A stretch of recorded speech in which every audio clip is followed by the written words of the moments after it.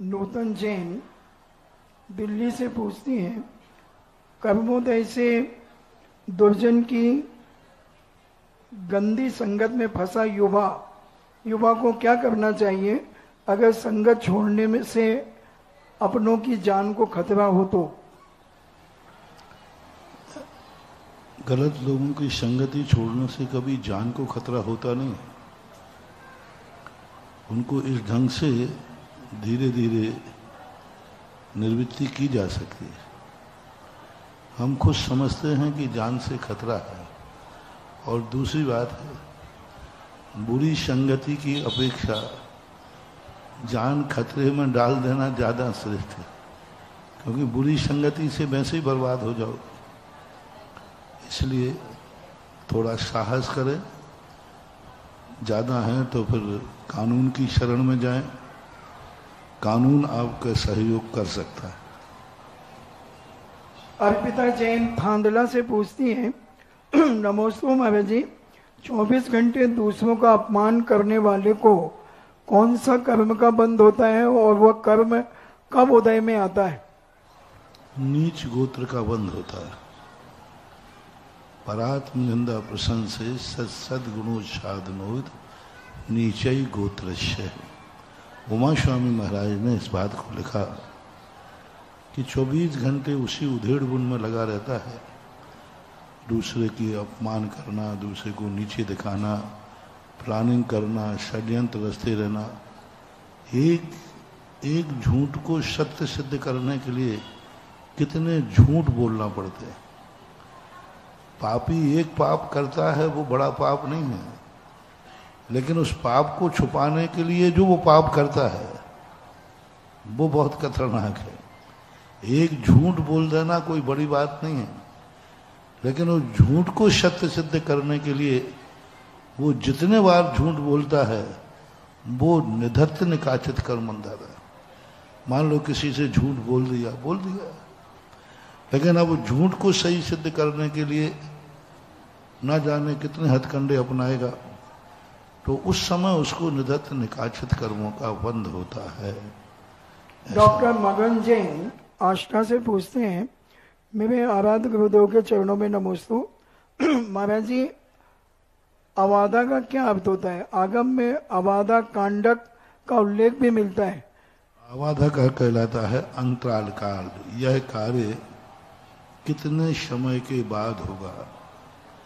जैसे कर्म बन गया तो कर्म अभी उदय में कब आएगा, तो उतनी चीज काल को आवाधा काल कहते हैं। जैसे आपने ऊपर से नल का पानी खोल दिया, अब वो टंकी तक, बर्तन तक कब आएगा, तो बीच का जो खाली काल है उसको आवाधा काल बोलते हैं। आवाधा कांडक का अर्थ होता है, कांडक तो हो गया लेकिन उस कांडक का अभी कार्य नहीं हुआ। कांडक के लिए कुछ समय के बाद उसका कार्य होगा। जैसे कई बार फाइल पे हस्ताक्षर हो गए लेकिन अभी उसकी क्रियान्विति नहीं हुई। कोर्ट ने अपराधी को जेल से बरी कर दिया लेकिन अभी वो जेल से बाहर नहीं निकला, क्योंकि बीच की कार्रवाई शेष है। तो इस प्रकार के ये आवादा कहलाते हैं। अशोक कुमार जैन गांधी 16 रोड अहमदाबाद से पूछते हैं, नमोस्तु महाराज जी, हमारे जैन धर्म की ऐसी कौन सी क्रिया है कि जो करने से श्रावक सबसे ज्यादा कर्मों की निर्जरा कर सकता है? अभी कल हमने सुबह 4 घंटे वही क्रिया समझाई और यही प्रश्न को लेकर समझाई कि आपको कम से कम जिनेन्द्र देव का अभिषेक करने का मौका मिला है, उस मौके को ना खोए। षडावश्यक जो कहे गए हैं यही गृहस्थ को सर्वाधिक पाप से बचाएंगे और पुण्य को कमाएंगे। अनुकरण जैन भोपाल से पूछते हैं, नमस्ते गुरुदेव, आपने एक बार बताया था कि तीव्र अंतराय कर्म का उदय अधिकतम 6 महीने से ज्यादा टिक नहीं सकता। तो मेरी जिज्ञासा है कि लाभांतराय कर्म के उदय के क्या लक्षण हैं तथा इसके क्षयोपशम के क्या लक्षण हैं और इसका क्षोभसम बढ़ाने के लिए किस प्रकार का प्रयास करना चाहिए? 6 महीने का ऐसा तो कोई अंतराय कर्म की व्याख्या किसी प्रसंग में कही होगी। कोई आदिनाथ भगवान का कोई प्रसंग होगा, आदिनाथ भगवान कोई 7 महीने 8 दिन का अंतराल पड़ा। तो ऐसा तो कोई आगम में वचन नहीं कि 6 महीने तक ही अंतराल पड़ता है, अंतराय पड़ता है। पूरी जिंदगी भर का भी अंतराय होता है। कितनी चीजें हैं जो पूरी जिंदगी में कभी तुम नहीं खा पाओगे, अंतराय पड़ गया, ऐसी बीमारी हो गई। कितनी चीजें हैं जो तुम्हारे लाभ की हैं, तुम्हारा खुद का बनाया हुआ मकान है लेकिन दूसरे ने कब्जा कर लिया, आप अपने काम में नहीं ले सकते। तो ऐसा कोई समय की पाबंदी अंतराय कर्म में नहीं है। अब आपने कहाँ सुना, किस प्रसंग में सुना, और पूरे प्रसंग को पुनः सुनिए, शायद कुछ और दूसरा ही अर्थ होगा। वीर्यांतराय आदि कर्म को बढ़ाने की सबसे बड़ा तरीका है वैयावृत्ति, लाभांतराय कर्म। लाभांतराय कर्म का सबसे बड़ी भाव है कि हमारे पास जो कुछ है उसमें से हम जितना अधिक दूसरों को लाभ दे सकें, उससे लाभांतराय कर्म का क्षोभसम होता है। जितना अधिक आप कर सकें, जो भी आपके पास है, कोई भी शक्ति आपके पास है तो आपको भाव करना है कि मेरे पास यह शक्ति है, काश किसी दूसरे का सहयोग कर सके। आंख है तो अंधे का सहयोग करने का भाव हो, अमीर हो तो गरीब का सहयोग करने का भाव हो, ज्ञानी हो तो अज्ञानी को ज्ञान देने का भाव हो, समर्थ हो तो असमर्थ को समर्थ बनाने का भाव हो, तो लाभांतराय कर्म का क्षोभसम बहुत जल्दी बढ़ता है। कविता जैन कानपुर से पूछती हैं, नमोस्तु महाराज जी, जब हम पूज्य जिनेन्द्र भगवान की पूजा भक्ति करते हैं और पूजा करते करते हमें मान कब आ जाता है हम समझ ही नहीं पाते, तो हम इसमें ऐसा क्या करें कि हमारा मान अहंकार आ जाता है पूजा करते करते? क्या अहंकार आ जाता है? भगवान पूजा करते करते क्या आप अपने आप को भगवान से बड़ा मानने लगते हैं, या आप अपने आप को अति धर्मात्मा मानने लग जाते? जब भी मान आवे तो बड़े बड़े लोगों को देखा करो जिन्होंने बड़ी बड़ी पूजाएं की हैं, बड़े बड़े दान दिए हैं, उनकी तरफ ध्यान देना चाहिए। राहुल शास्त्री लाड़नू से पूछते हैं, अगर किसी नगर में 2 जिनालय हैं, दोनों शिखरबंद हैं और समाज कम है, तो क्या दूसरे मंदिर को एक मंदिर में शिफ्ट कर सकते हैं? कर सकते हैं, लेकिन दूसरा मंदिर भी अच्छा है तो कम से कम अभी भगवान है तो कभी तो दर्शन करने जाओगे, और भगवान हटने के बाद तो वो मंदिर उजड़ ही जाएगा। थोड़ा विचार करके करना।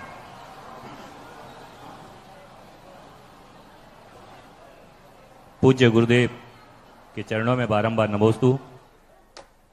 इस ऐतिहासिक कार्यक्रम जिज्ञासा समाधान को देखने वाले जिनवाणी चैनल के, आदिनाथ चैनल के, पुण्योदय और सुधा कलश चैनल के सभी श्रोताओं की ओर से और विभिन्न तीर्थ क्षेत्रों से आए हुए सभी आगंतुकों की ओर से और पथरिया समाज की ओर से पूज्य गुरुदेव के चरणों में बारंबार नमोस्तु नमोस्तु नमोस्तु। जिज्ञासा के क्रम में सबसे पहले मैं बहुचर्चित नाम श्रीमान शीलचंद जी जैन अनौरा ललितपुर, उनसे आग्रह करूंगा और उनकी पूरी टीम से आग्रह करूंगा पूज्य गुरुदेव के समक्ष अपनी जिज्ञासा रखें। और इसके बाद तैयार रहेंगे श्री शांतोदय तीर्थ क्षेत्र कमेटी के सभी लोग चित्र अनावरण हेतु। शीघ्रता से करें।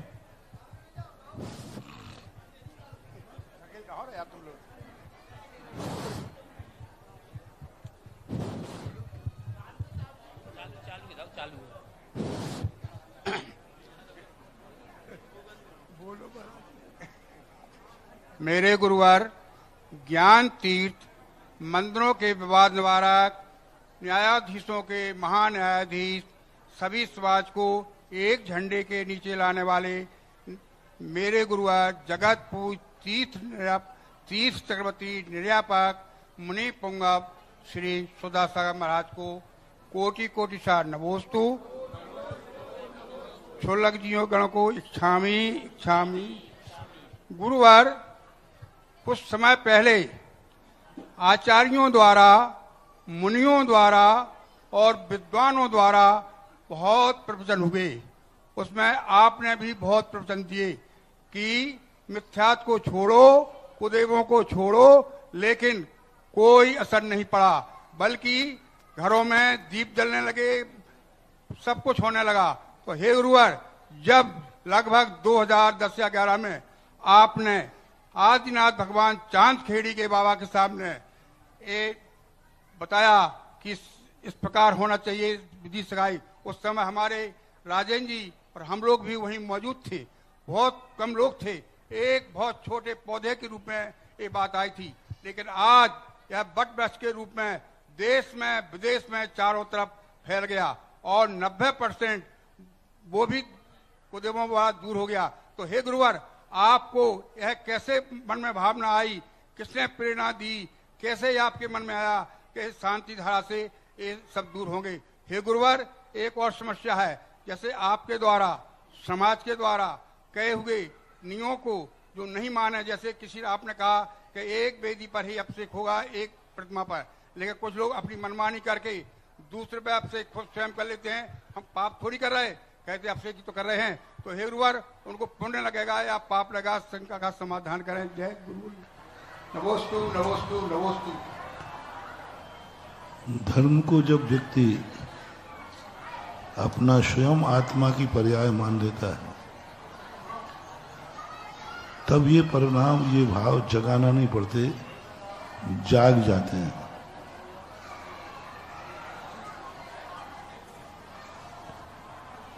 मैं कभी भी जैन दर्शन को पराया नहीं मानता। मैं तो जैन दर्शन को भगवान का भी नहीं मानता। मैं तो जब भी काम करता हूं, जैन धर्म हमारी स्वयं आत्मा की पर्याय है, हमारा खुद का धर्म है। और जब हम खुद के धर्म के ऊपर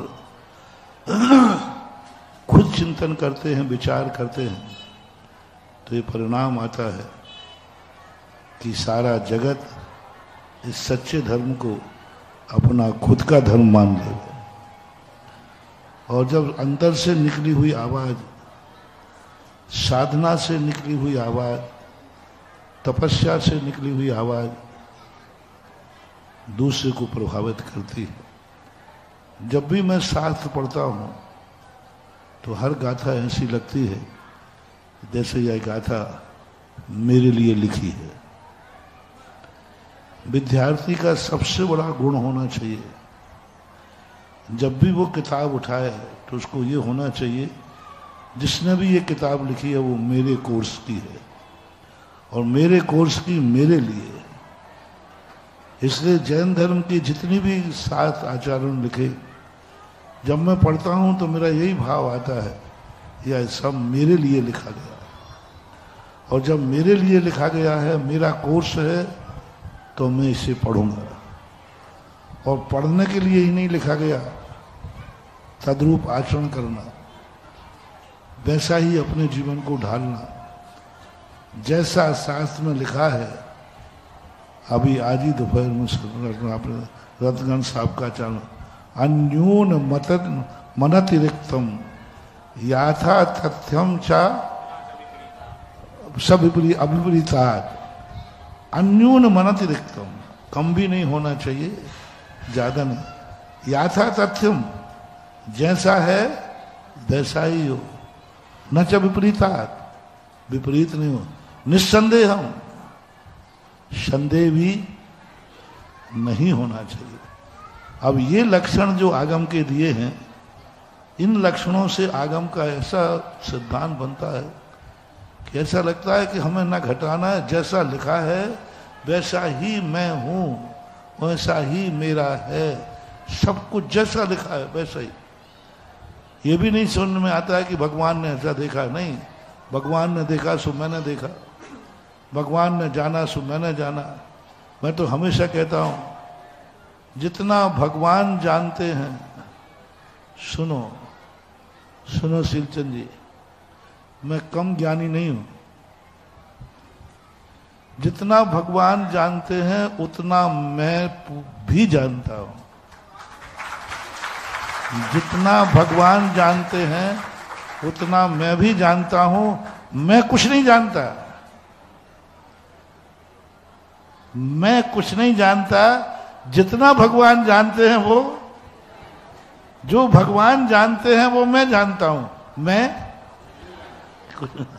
फिर रिपीट करता हूं, जो भगवान जानते हैं वो मैं जानता हूं। मैं कुछ नहीं जानता। अन्यून मनति रिक्तम याथा तथ्यम न च विपरीतात निस्संदेहम। ये 4-5 पॉइंट दिए, तो बस हमें तो कोई संदेह नहीं।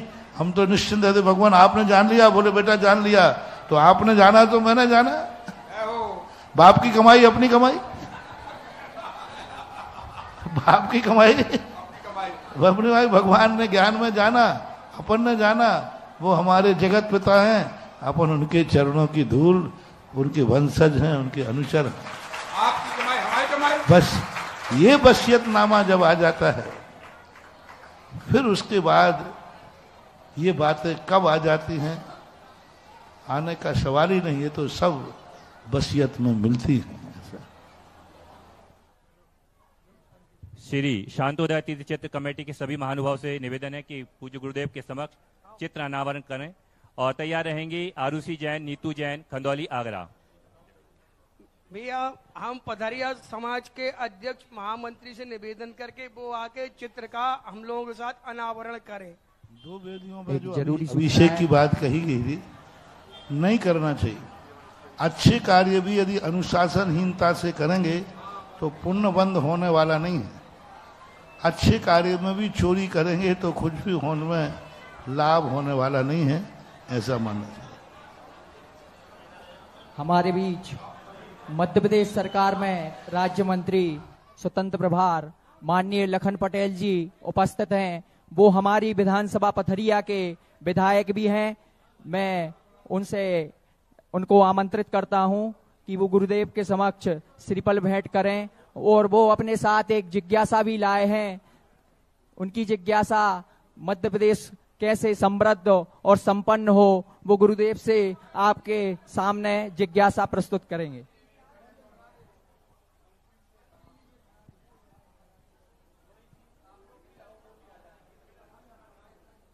जिज्ञासा के लिए तैयार रहेंगी आरुषि जैन, नीतू जैन, खंदौली, आगरा।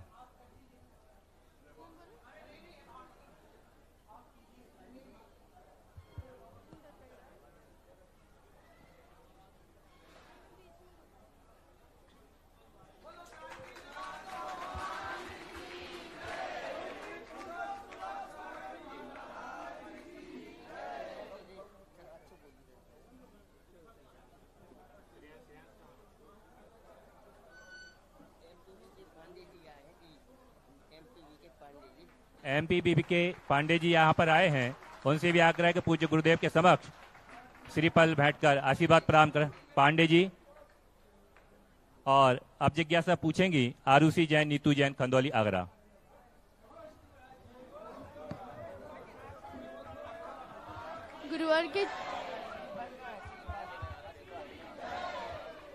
गुरुवर के चरणों में कोटि से नमोस्तु नमोस्तु नमोस्तु। कृपया शांति बनाए रखें।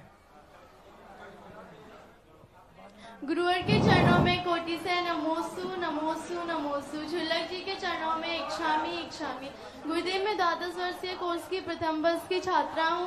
गुरुदेव मेरी 2 जिज्ञासा है। मेरी पहली जिज्ञासा ये है कि 12 वर्षीय कोर्स में जब फर्स्ट ईयर में जब कोई किसी कारण अवस्था जब अपने एग्जाम नहीं दे पाता है तो वो सेकेंड ईयर में अपने फर्स्ट और सेकेंड के दोनों के एग्जाम दे सकता है?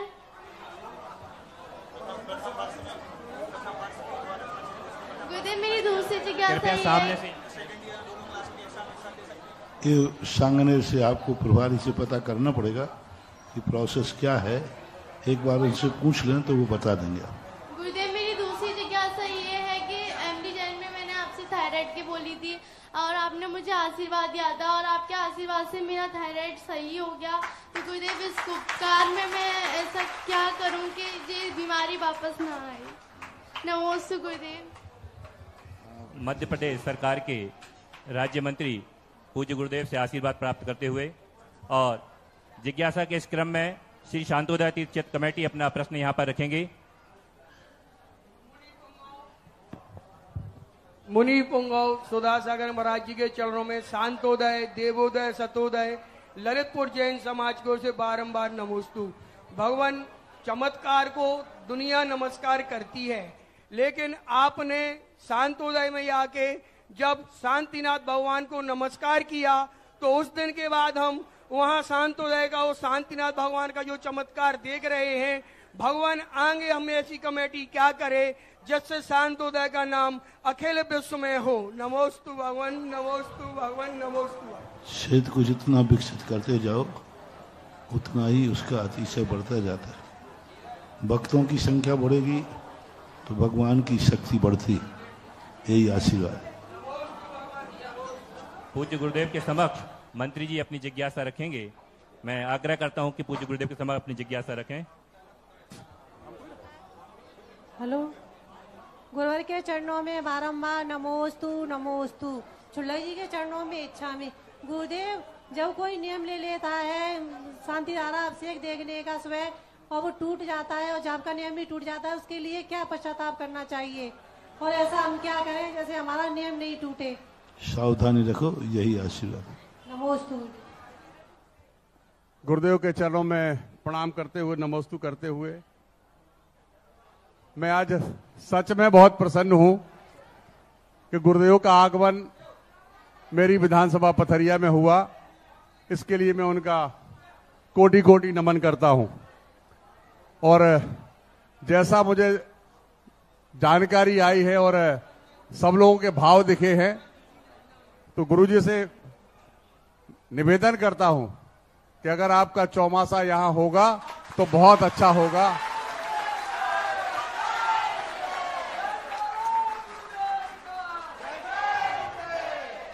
हमारी पथरिया आपके वचनों से धन्य हो जाएगी। और मेरी जिज्ञासा ये है, मध्य प्रदेश सरकार ने आप सबके आशीर्वाद से, मुनि लोगों के आशीर्वाद से मुझे पशुपालन विभाग और डेयरी विभाग मंत्री बनाया है। और आज मैं जो भी समस्या देखता हूं, मेरे दिन रात मेरी नजरों में एक बात रहती है, माननीय मुख्यमंत्री जी की भी एक चिंता है। मैं उस चिंता का आपसे सॉल्यूशन भी चाहता हूं और आपका वो मार्गदर्शन भी चाहता हूं। आज बहुत सारी गाय बेसहारा सड़क पर हैं। बहुत सारी गौशालाएं काम कर रही हैं, बहुत सारे लोग काम कर रहे हो। खास तौर से दयोदा फाउंडेशन जो है, जैन समाज जो कर रही है, लगभग 126 गौशालाएं चला रही हो। और जहां जहां भी मैं गया तो सबसे अच्छा संचालन कर रहे हैं तो दयोदय फाउंडेशन वाले कर रहे हैं। उन्होंने मुझसे कहा भी है कि और भी हम करेंगे, लेकिन ये सबसे बड़ी समस्या है मध्य प्रदेश की। आज 10 लाख बेसहारा गाय सड़क पर है। तो गुरुदेव, आपका मार्गदर्शन मिले कि इस समस्या से हम कैसे निजात पाएं और कैसे इसको पूरा कर सकें कि गौ माता सड़क पर ना दिखे। क्योंकि जब दुर्घटना होती है तो बड़ा दुख होता है, और जब दुर्घटना से गौ माता की मृत्यु तो होती है, साथ में जो जिनके साथ घटना होती है उन परिवार के लोगों की भी नुकसान हो जाता है। इसलिए मैं आपसे मार्गदर्शन भी चाहता हूं और आप ये चाहता हूं उसका अगर समस्या का निदान मिल जाए तो शायद ये मध्य प्रदेश सबसे अग्रणी प्रदेश होगा जो इस समस्या से निदान पा सकेगा। गुरुदेव के चरणों में एक बार पुनः नमन, नमोस्तु, प्रणाम करता हूं। मंत्री जी ने जो प्रश्न किया हमारी अंतर चेतना को छू गया, क्योंकि मंत्री जी तो गाड़ी से सड़क पर घूमते हैं, हम तो पैदल घूमते हैं। और आपसे ज्यादा हम करुणा से, दया से भर जाते जब पशुओं की दुर्घटना देखते। हमारे लिए सबसे बड़ा भावना का परिवर्तन करना पड़ेगा। आज गाय को हम माता मानते हैं, गाय को सबसे ज्यादा सम्मान भारत में मिलता है। गाय कसाईयों के पास नहीं है, गायें तो हम हिंदुओं के पास, हम बेटों के पास, कसाईयों के पास गाय रूपी माँ नहीं है। माँ तो अपन लोगों के पास है, और वो अपनी माँ है, अपन उसके बेटे हैं। तो हमें बेटों को जगाना पड़ेगा। मेरा सिद्धांत है कि एक माँ चौराहे पर लुट गई, सभी लोगों ने नारे लगाए लूटने वाले को पकड़ो, लोगों ने नारे लगाए सरकार को बुरा कहा, थाने को बुरा कहा, XYZ, कि भाई देखो एक माँ चौराहे पर लुट गई, कितना कैसी सरकार है, कैसे पुलिस वाले हैं, और वो चोर कितना निकृष्ट है। मेरा विचार बिल्कुल भी, मैं कभी चोर को दोष नहीं दूंगा, सरकार को दोष नहीं दूंगा, पुलिस को दोष नहीं दूंगा। मेरे से पूछो तो सबसे पहले उसे खोजो जिस बेटे ने माँ को रात के 12 बजे चौराहे पे खड़ा कर दिया। सबसे बड़ा तो बेटा है, और माँ चौराहे पे लुटी। आज गाय हमारा हिंदुस्तान है, हम हिंदू हैं, हम उसके प्रति दयालु हैं, और हम खुद गाय के लिए कटने के लिए भेजते हैं। मटेरियल तो अपने पास है, कसाईयों के पास मटेरियल नहीं है, मटेरियल अपने पास है। यदि सारे भारत के जागरण में, मैंने कई स्थानों पर, राजस्थान में ये गांव-गांव में मैंने अभियान चलाया था, उस समय भैरव सिंह शेखावत थे, उनसे भी हमने कहा था गांव-गांव में जाकर के ये अभियान चलाया जाए, गाय को अपने खूंटे पर मरने दो। माँ बेटे की गोद में मरती है और गाय किसान के खूंटे में मरती है, इससे बड़ा वरदान दुनिया में कोई दूसरा हो नहीं। तो गायों को जो बेचने की परंपरा है, दूध निकाल करके दूध देना बंद कर दें, कल ही मैंने कहा था, ये भावनाओं को हमें परिवर्तन करना पड़ेगा। और गाय का जब बछड़ा हो जाता है आज के समय पर, पहला कारण तो है गाय दूध देने के बाद माँ को उतना ही प्यार मिलना चाहिए जितना जब वो दूध देती थी तब प्यार करते थे। ये भावनाएं यदि जाग जाएं तो बहुत बड़ा काम बन सकता है। दूसरा, गांव-गांव के अंदर गौशालाएं खोली जाएं। सरकार नहीं खोज पाए तो हम गांव वालों से कहते हैं आप बड़ी गौशाला मत खोलो, आपके जितने गांव के पशु हैं मात्र उन पशुओं के लिए एक गौशाला में रखने का प्रयास करो। तीसरा कारण बन रहा है आज सबसे ज्यादा गौवंश का, क्योंकि नादी बछड़ा उपयोग रहित हो गया। पहले बछड़ा होता था, बैल बनता था, किसान के काम आता था, गाड़ियों के काम आता था। आज विज्ञान ने मशीनी युग कर करके बछड़े को ऐसी दुर्दशा कर दी कि आज गाय पालने वाले लोग कहते महाराज गाय तो पाल लूंगा लेकिन बछड़ा हो गया तो क्या करूंगा, बछड़ा हो गया तो क्या करूंगा, उसका क्या उपयोग। तो कोई ऐसी योजना बने जो बछड़ों का उपयोग हो जाए, बछड़े यदि काम में आने लग जाएं। हमारे पूज्य गुरुदेव ने एक अभियान चलाया था, गाय बचाना है तो हर किसानों के लिए सरकार बैलगाड़ी दे, उस पर सब्सिडी दे, जो 2 बछड़ों को अपने घर में रखेगा उसको सरकार कोई ना कोई प्रोत्साहन दे। तो बछड़ों को अपन को बचाना, अपन कह देंगे तो मानेंगे नहीं, किसान कहता है मैं करूं क्या बछड़ों की। तो कुछ ऐसी समस्याएं हो गई हैं आज विज्ञान के युग में जिनके समाधान सबको मिलकर के बैठ के निकालना पड़ेगा।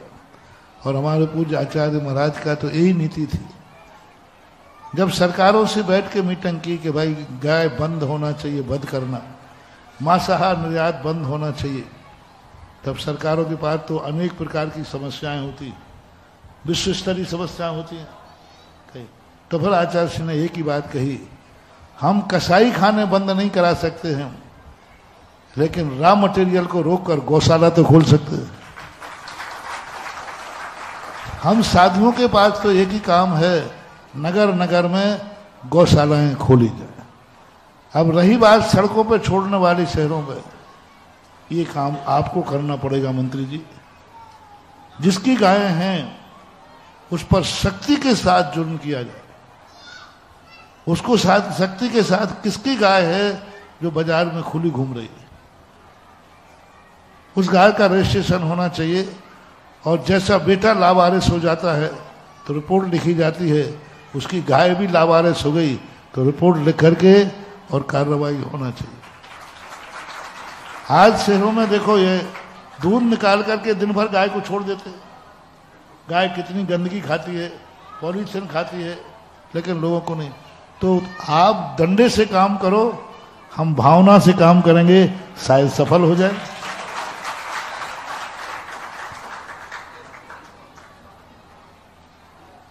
अच्छा सुझाव भी आया, मार्गदर्शन भी आया। अभी कुछ दिन पूर्व कैबिनेट ने भी यही विषय रखा था कि जैसा आपने आदेश किया है कि जो भी गाय सड़क पर दिखेगी उसको टोल मशीन से उठा करके और गौशालाओं में भेजा जाएगा। थोड़ा सा कठिन काम है, जो आपने कहा है निश्चित रूप से इस बात को ऊपर तक पहुंचाया जाएगा और इस पे पालन करने के लिए हम लोग बहुत जल्दी कड़े नियम बना करके और इस पर काम करेंगे। आपका बहुत बहुत कोटि कोटि नमन, कोटि कोटि प्रणाम। नमोस्तु नमोस्तु नमोस्तु। जिज्ञासा के क्रम में आदि जैन, मनोज जैन पथरिया और तैयार रहेंगी श्रीमती राखी जैन पथरिया। शीघ्रता करें। आदि जैन, मनोज जैन पथरिया, और इसके बाद तैयार रहेंगी श्रीमती राखी जैन पथरिया और एमपीवी के एई साहब श्रीमान सुशील पांडे जी यहाँ पर हैं। वो पूज्य गुरुदेव से आशीर्वाद ग्रहण करेंगे। हाँ, जिज्ञासा के इसी क्रम में तैयार रहेंगे श्री जितेंद्र देवगर पथरिया।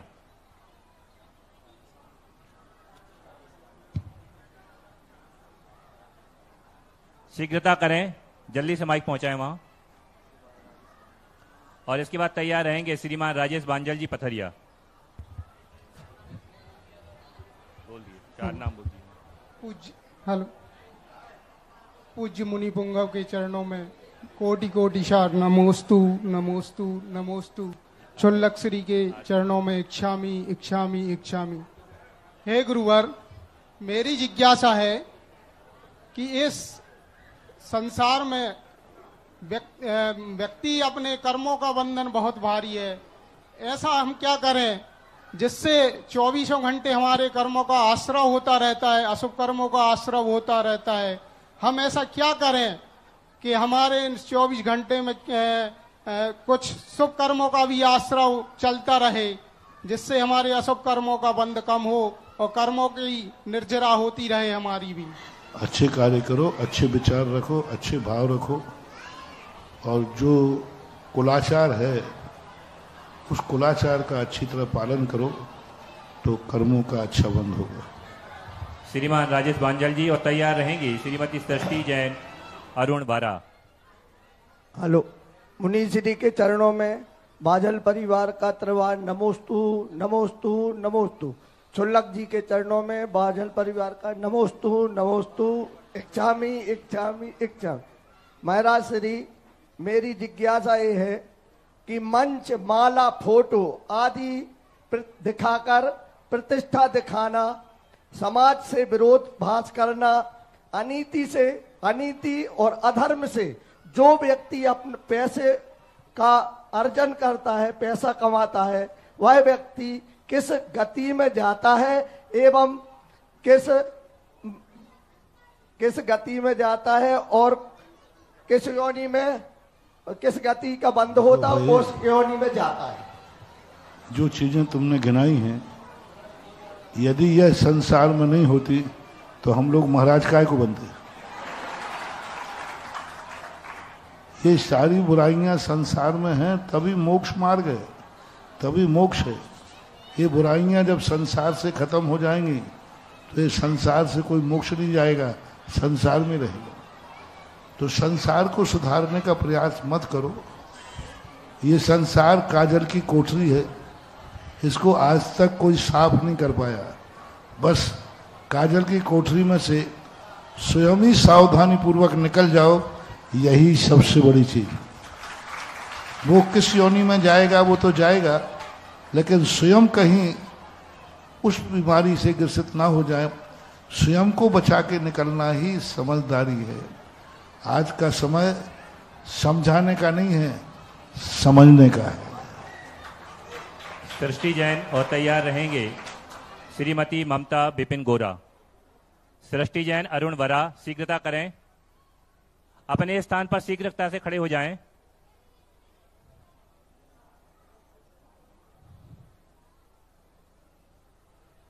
नमोस्तु आचार्य श्री, नमोस्तु मेरा बारंबार नमोस्तु इच्छामी महाराज जी गोरा परिवार की तरफ से।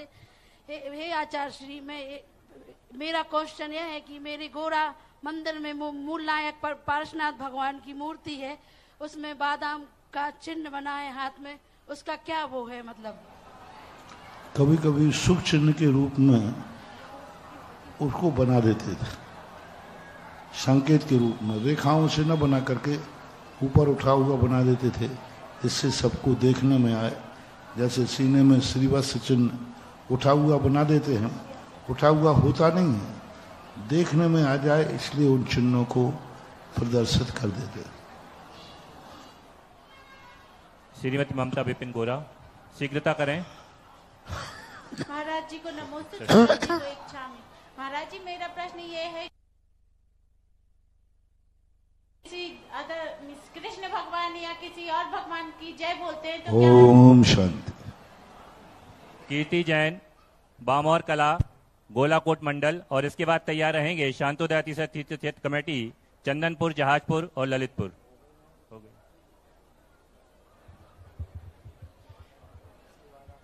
गोलाकोट की छत्र छाया में पल्लवित जैन समाज बामौर कला का पूज्य मुनि श्री के चरणों में बारंबार नमोस्तु नमोस्तु नमोस्तु।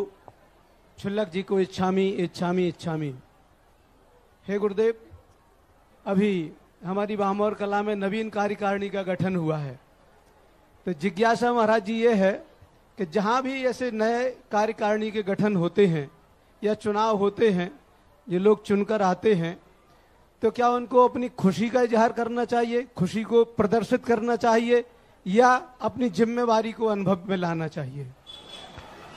सबसे पहला तो सोचना चाहिए समाज ने तुम्हें किस गुण के कारण से विश्वास जाहिर किया है।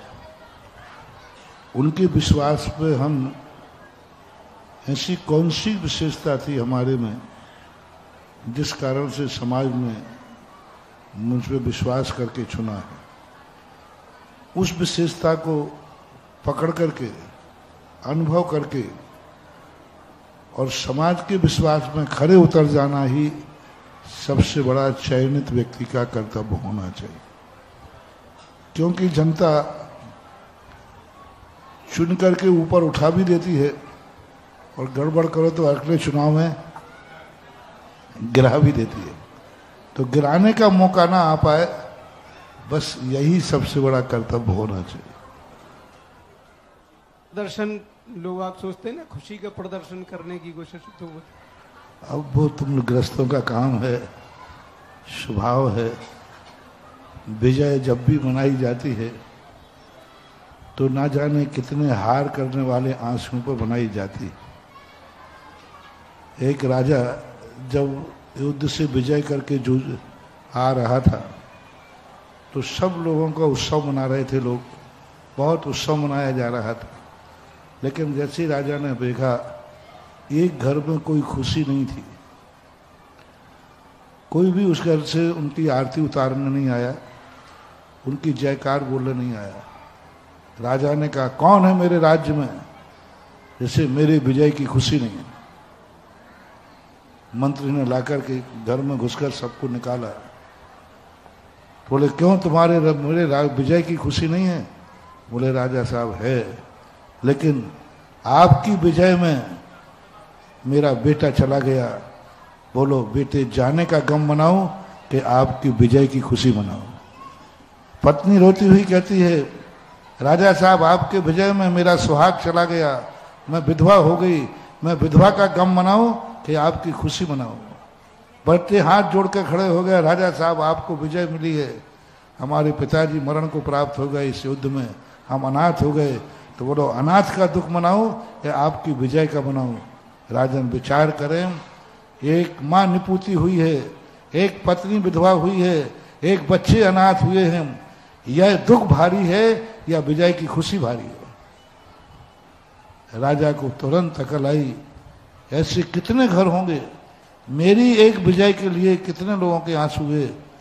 राजा युद्ध के लिए नहीं गया, उसी समय राजा नगर में प्रवेश करने के पहले ही वनवास चला गया और दीक्षा ले ली। मेरे से पूछोगे तो दीक्षा की तरफ जाना पड़ेगा। आदिनाथ महिला मंडल पथरिया। और एक सूचना, श्रीमान सौरभ देवेंद्र कुमार जैन जो अपनी गौशाला खोल रहे हैं, वो पूज्य गुरुदेव से आशीर्वाद प्राप्त करेंगे। आदिनाथ महिला मंडल शीघ्रता करें। और इसके बाद तैयार रहेंगे आदर्श आस्था जी जैन ठेकेदार।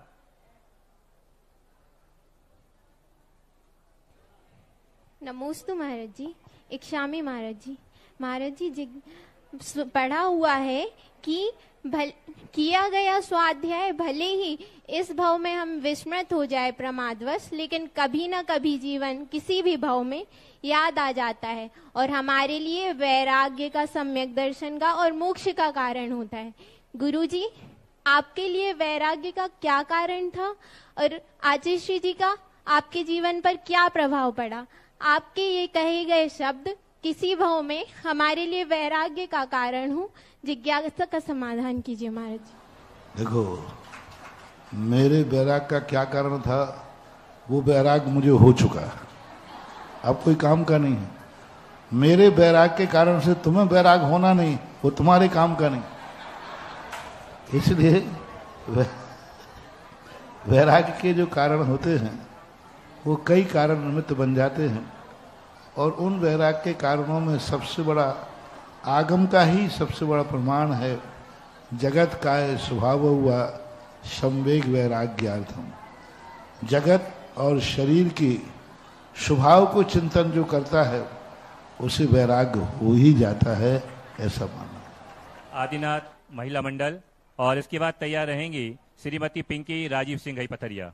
नमोस्तु महाराज जी, नमोस्तु महाराज जी, नमोस्तु। इच्छामी महाराज जी, इच्छामी महाराज जी। महाराज जी, हम लोगों का पुण्य है कि हमारे लिए मंदिर जी तो पास में मिला है, लेकिन हम लोग गुरुओं के लिए आहार देने में असमर्थ हो जाते हैं, क्योंकि यहाँ से मंदिर जी दूर है और हम लोग मुनि को वहां तक हम ले जा नहीं सकते हैं, क्योंकि कई प्रकार की हैं दुकानें लगी रहती हैं। इसलिए बताओ हम लोग क्या उपाय करें गुरु जी?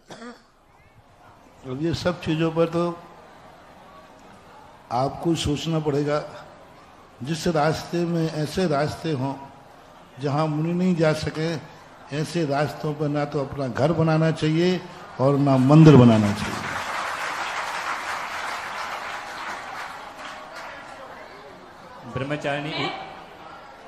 ब्रह्मचारिणी उषा दीदी जी। और इसके बाद तैयार रहेंगे श्री दीपक जैन पथरिया, श्रमण संस्कृत संस्थान सांगानेर।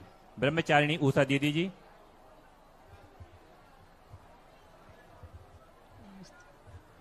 नमो लोय सभ्य सागुणम। साधु परमेष्टि को बारंबार नमोस्तु। त्रय चुल्लक जी महाराज जी को इच्छामी।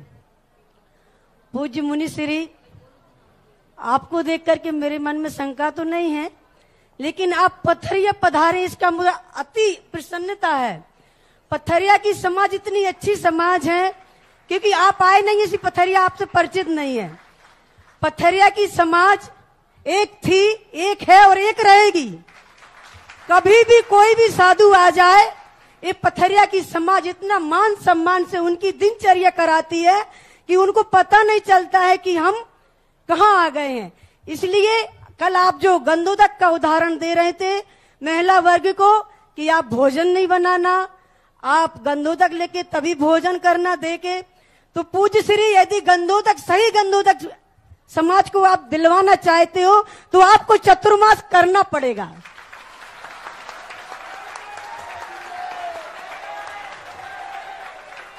अब मेरी एक छोटी सी शंका है, सन 86 में मैंने ड्रेस चेंज की थी, उस समय आप मुनि बन चुके थे, मैंने आपकी दीक्षा नहीं देखी, इन आंखों से अनेक अनेक मुनि महाराजों की दीक्षा देखी, पर मुझे आश्चर्य होता आपको देख करके, आपका इतना वैभव, इतनी संपदा आपकी, और आपके अंदर ऐसी निडरता, ऐसी निर्भीकता और ऐसी समंत्र भद्र स्वामी जैसी भद्रता को दहाड़ने वाले गुरु के मुख से भी वाक्य निकले थे, सुधा सागर जी आ गए, अब वो धाड़ेंगे। तो ये आपके अंदर अतिशय कहां से आया? आपको दीक्षा गुरुजी ने दी, मस्तक पर आचार्य श्री बीजाक्षर लिखते हैं, आचार्य श्री स्वस्तिक बनाते हैं, आचार्य श्री सिर पर हाथ भी रखते हैं, लेकिन आपका कौन सा बीजाक्षर अंदर प्रवेश कर गया जो सारी समाज आपकी हो जाती है और बोलने वाले बोलते रहते हैं? इसका समाधान मुझे चाहिए, आप इसको टाले ना और अच्छी विधिवत मुझे शंका का समान दे दें। पथरिया वालों ने वकील तो जबरदस्त खड़ा किया बहस का। क्या होता है, जो कुछ भी शिष्य के पास होता है उसका बीज तो गुरु ही बोते हैं। फर्क इतना होता है कि गुरु जब बीजाक्षर लिखते हैं, गुरु जब ज्ञान देते हैं, तो वह एक संस्कार बन के रह जाता है, और कभी कभी शिष्य गुरु के दिए हुए वचन को मंत्र मानकर सिद्ध कर लेता है। गुरु का वो बीजाक्षर सिद्ध करना है। दीक्षा के समय जो बीजाक्षर सिर पर लिखा है उस सिर पे ही न रह जाए, सिर से उतार करके हृदय में लाना है और उसे सिद्ध करना है। जो कुछ भी उपदेश दिया जाता है, हमने अभी एक दिन कहा था, गुरु मिल जाना कोई बड़ी चीज नहीं है, गुरु को सिद्ध करना। ज्ञान मिल जाना बड़ी चीज नहीं है, जो ज्ञान दिया जाए उसको ज्ञान को सिद्ध कर लेना। आशीर्वाद मिलना कोई बड़ी चीज नहीं है, आशीर्वाद को सिद्ध कर लेना। आशीर्वाद सिद्ध हो जाए, और ऐसा सिद्ध हो जाए कि जब भी आशीर्वाद मिले वह कार्य होना ही चाहिए। यदि आशीर्वाद सिद्ध हो जाए, उपदेश में जब वो ज्ञान दे, उस ज्ञान को मात्र ज्ञान ही ना माने, उस ज्ञान को सिद्ध करना है। सिद्ध करने का अर्थ होता है उसे आत्मा की पर्याय बनाना है, उन्हें उस आत्मा को अपने जीवन में ढालना है। मान लीजिए उन्हें सम्यक दर्शन का उपदेश दिया, तो हमें सम्यक दृष्टि होना ही है। सम्यक दर्शन का उपदेश दिया तो बस हमें होना ही है। और जब भी कोई भी चीज बोलते हैं तो ये मानना चाहिए, जैसे अभी मैंने कहा था, ये मेरे लिए दिया गया है और मेरा है और मुझे इसको सिद्ध करना है। हम वैसे ही तद्रूप होकर के रहेंगे, वैसा ही होना चाहिए। तो ये बात गुरु के द्वारा दिए हुए संस्कार तो सबको मिलते हैं, लेकिन मैंने गुरु के संस्कार को सिद्ध किया है, आत्मसात किया। गुरु के प्रवचनों को मैंने आत्मसात किया है। गुरु ने जो मंत्र दिए तद्रूप हुए, और निडरता भी मेरे अंदर नहीं आई। मैं बड़ा ताज्जुब कर गया कि आचार्य श्री ने एक बार, सबसे पहले जब मैंने बिहार किया तो मैंने कहा, महाराज जी ये समाज तो बहुत बड़ी है और आपके सामने जब इतने कुतर्क करती है तो हमारे सामने कितने करेगी, हम कैसे जिएंगे इस समाज के बीच में। तो आचार्य श्री ने कहा था, नैना घेर का वो शब्द मुझे याद है, जाओ हाथी के समान विचरण करना, हाथी के समान विचरण करना, बस ये कह दिया। अभी कुंडलपुर में बात आई, अभी जज की बात तुमने कही, अभी 2.5 साल 2022 में तो आचार्य श्री ने नया नाम दिया कि कल से सुधा सागर दहाड़ेगा। अरे भाई, मैंने कहा कि इन्होंने तो हाथी बनने को कहा, तो हाथी तो चिघाड़ता है, दहाड़ता नहीं है। तो मैंने कि आचार्य श्री भूल गए कि आचार्य श्री ने कहा था हाथी बनकर विचरण करना, तो इतने साल से तो मैं हाथी बनकर विचरण कर रहा था। और हाथी का काम क्या है? अपने मस्त हाथी की चाल में चलना। कुत्ते भौंक रहे हैं तो मैं तो उसी की साधना, क्योंकि मैंने पहले ही कहा गुरु महाराज जो कहते हैं उसको मैं सिद्ध करता हूं और सिद्ध करने का भाव करता हूं। तो मैं तो गज चाल को सिद्ध किए बैठा था। अब एकाएक उन्होंने दहाड़ कह दिया, तो मैंने कि इसका क्या संकेत होना चाहिए क्या?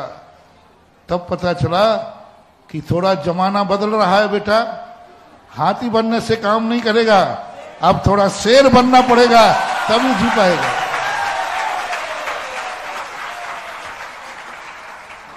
हाथी बनने से काम नहीं पड़ेगा, अब शेर बनना पड़ेगा। अब तुझे भी थोड़ा सा शेर बनकर के जी, क्योंकि आज का युग हाथी बनकर जीने में जी करके। अब तो मैंने कहा कि आचार्य जी कुछ बोले, मैं सिद्ध करता हूं उसको। आचार्य जी ने क्यों दहाड़ की कही जब उन्होंने गज के समान चलने को कहा था? तो मैंने तो इतने साल क्या बनने में निकाल दिए, गज जैसे नेचर बनाने का।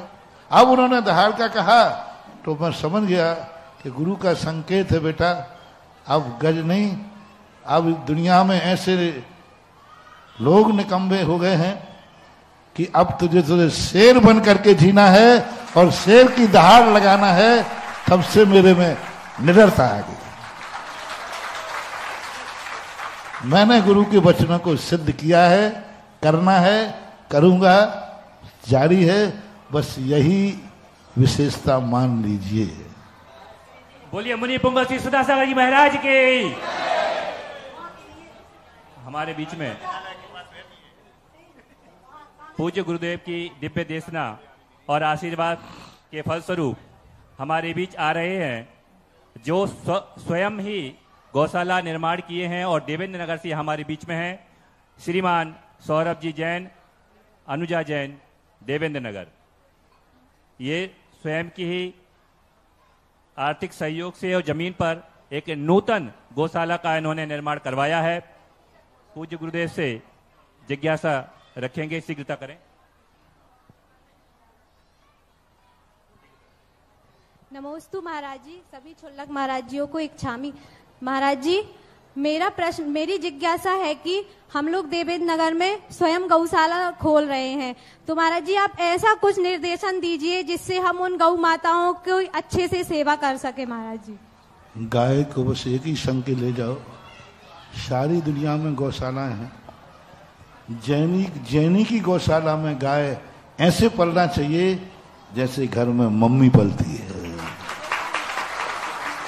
जैसे बेटा माँ को पालता है, ऐसी जैन गौशाला में गाय को, क्योंकि उस माँ का भी दूध पिया है। और उस माँ का दूध तो कितने महीने पीता है बच्चा? 6 महीने। उस माँ का दूध तो अधिकतम 6 महीने पिया है। और 6 महीने दूध पीने के बाद अपन उसकी जिंदगी भर उसको आदर्श मानते हैं, पूजते हैं। लेकिन गाय का दूध तो व्यक्ति 6 महीने नहीं, पूरी जिंदगी भर पीता है, पूरे जिंदगी भर पीता है। और यहां तक कि उस गाय का दूध तुम्हारे मुनिराज की अंजलि में भी जाता है।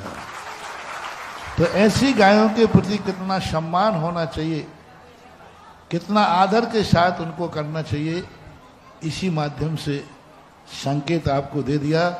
बड़े उसको किसी प्रकार दुख ना हो जाए।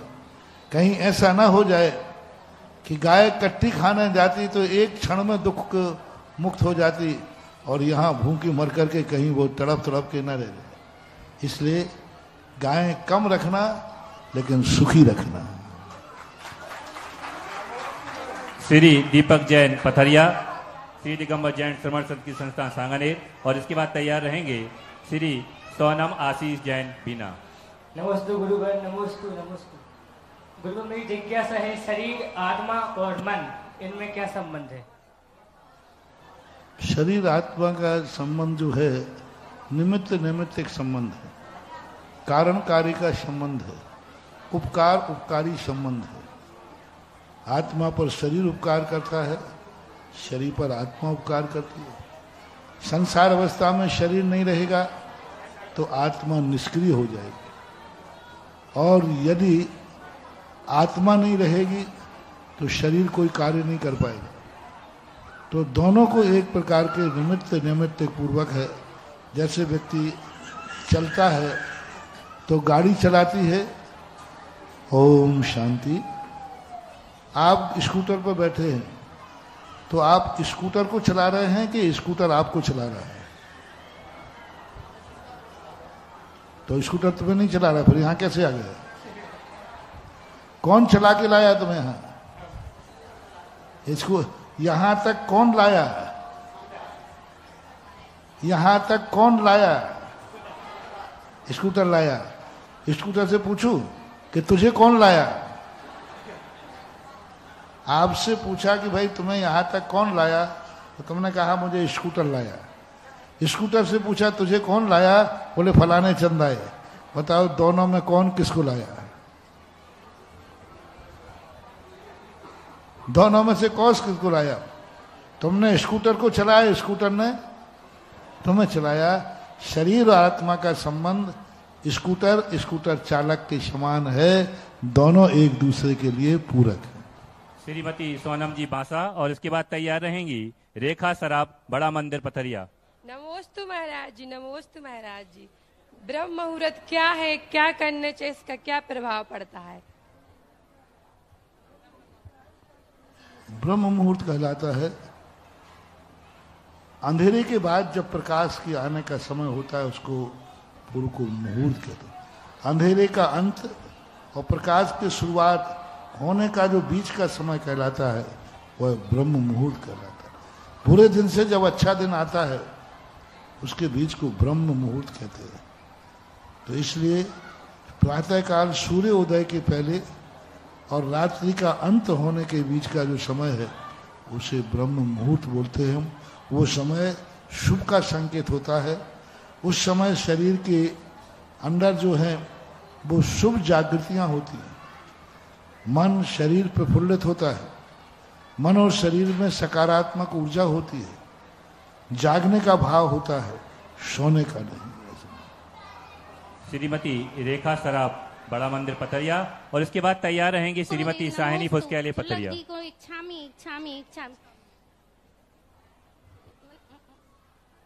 जन्म हुआ तो मृत्यु निश्चित है महाराज जी। श्री कृष्ण ने अस्थामा को श्राप दिया था कि आपकी मृत्यु निश्चित है, तो क्या वो अभी भ्रमण कर रहे हैं?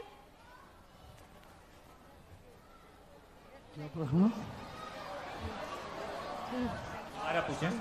श्री कृष्ण में अस्थामा को श्राप दिया था कि वह कभी भी मतलब उनकी मृत्यु नहीं होगी, तो क्या अभी भी वो भ्रमण कर रहे हैं? ये क्या होता है, प्रतीकात्मक वचन होते हैं। उस आत्मा से मतलब नहीं है, उसके संस्कार जीवित रहेंगे। जो जो व्यक्ति धर्मात्मा को सताएगा उसके अश्वस्थामा जैसे मस्तिष्क से खून झरता रहेगा।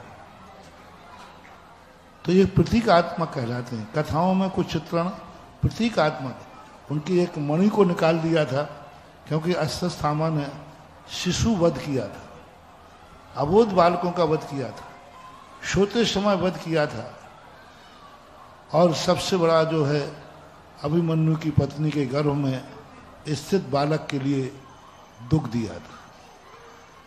और उस समय उसका परीक्षित आदि कोई ऐसा नाम था। तो अभिमन्यु की पुत्र को गर्भ में था, उस गर्भ के ऊपर घात कर दिया। तो उस समय उनके लिए कहा था ऐसे निकृष्ट कार्य। तो उसके मस्तक में एक यहाँ मणि थी, उस मणि को कृष्ण जी ने निकाल दिया। उसमें से ऐसी वो था कि फिर कभी भी उसमें से खून आना बंद नहीं हुआ, रिश्ता ही रहेगा। तो वो इस बात का संकेत था कि आगे आने वाले समय में ऐसे जीव होंगे जो अत्याचार करेंगे, निर्दोष लोगों को सताएंगे, साधु सज्जनों पर उपसर्ग करेंगे, बालकों पर अत्याचार करेंगे, असमर्थों पर, उनकी दशा ऐसी ही होगी, उनका भी खून रिश्ता रहेगा और वे दुर्गति को प्राप्त, दुख को प्राप्त होते रहेंगे, दुखमय उनका जीवन होता रहेगा। ये प्रतीकात्मक होता है। अश्वत्थामा है या नहीं, यह बात हम नहीं कह सकते। अंतिम जिज्ञासा रखेंगी। चरणों में त्रिवार नमोस्तु नमोस्तु नमोस्तु, क्षुल्लक जी के चरणों में इक्षामी।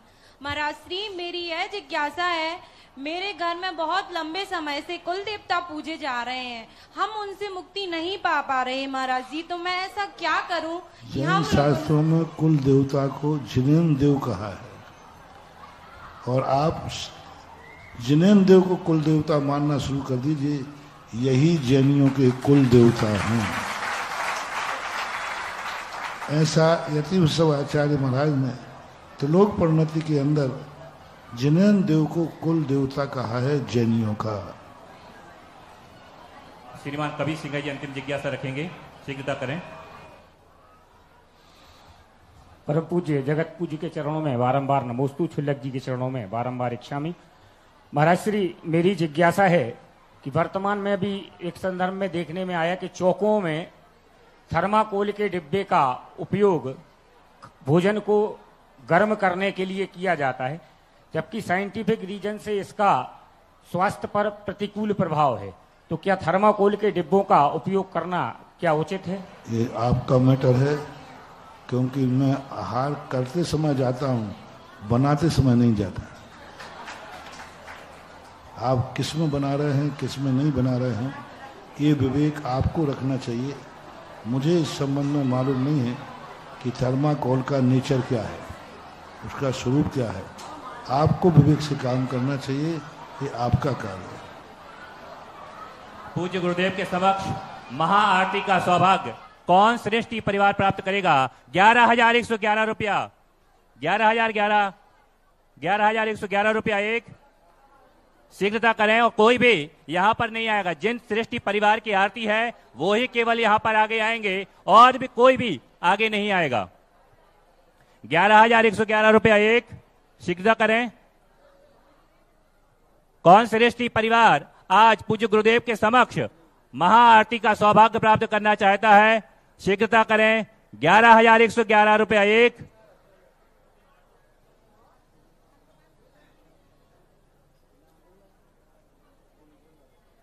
जल्दी करिए, शीघ्रता करें।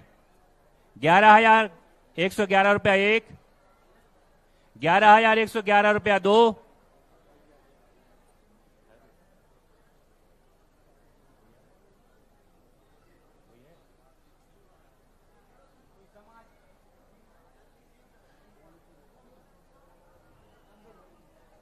11,111 रुपया एक। श्रीमान सचिन कुमार जी